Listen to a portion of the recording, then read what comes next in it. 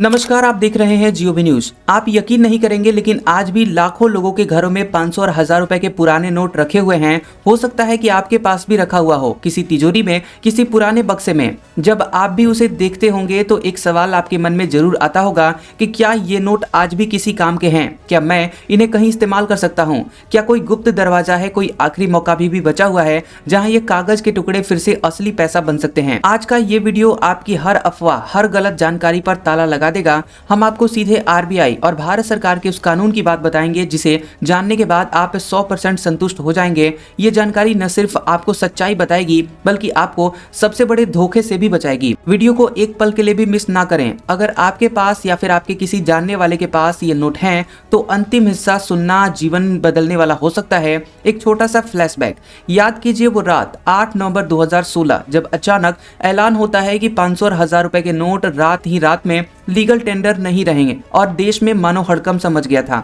लेकिन सरकार ने आपको आपके पैसे लौटाने का पूरा मौका भी दिया था। बैंकों में लंबी लाइनें थी। 30 दिसंबर 2016 तक नोट बदलने या जमा करने की एक बड़ी समय सीमा भी दी गई थी। अगर आप उस समय बीमार थे, देश से बाहर थे या फिर सेना में ड्यूटी पर थे तो आपके लिए आरबीआई ने एक स्पेशल विंडो भी खोली थी। ये विंडो भी मार्च 2017 तक सीमित थी। सरकार ने एक तरह से कह दिया था कि ये आखिरी मौका है और इसे मत गंवाना। लेकिन अब आज की बात की जाए, क्या वो आखिरी मौका खत्म हो चुका है? सरकार ने एक सख्त कानून बनाया है जिसका नाम है the specified bank notes act 2017। इस कानून ने एक लाइन में सब कुछ साफ कर दिया है कि आरबीआई और भारत सरकार की इन नोटों के प्रति अब कोई देनदारी यानी लायबिलिटी नहीं है। इसे सरल भाषा में समझिए, 31 मार्च 2017 के बाद से ये नोट कानूनी तौर पर मूल्यहीन यानी वैल्यू लेस हो चुके हैं और वे अब सिर्फ कागज के टुकड़े हैं जिन पर आरबीआई गवर्नर का सिग्नेचर है। अगर आप आज किसी बैंक में ये नोट लेकर जाते हैं तो बैंक कर्मी साफ मना कर देगा। अगर कोई दुकानदार या पेट्रोल पंप वाला इसे स्वीकार करता भी है तो वह कानून तोड़ रहा है और ऐसा करना धोखाधड़ी की श्रेणी में आता है। यहाँ सबसे बड़ा खतरा ये है कि आपने भी सुना होगा कि कुछ लोग इन पुराने नोटों को कम कीमत पर बदलने का झांसा देते हैं या कहते हैं कि पुरातत्व विभाग इन्हें खरीद रहा है। तुरंत रुक जाइए। ये 99% मामलों में साइबर फ्रॉड या ब्लैक मनी के सफेद करने का एक गैर कानूनी जाल होता है। आप इसे बचे खुचे पैसे भी अपने गंवा सकते हैं या फिर इससे भी बुरा किसी कानूनी झमेले में पड़ सकते हैं।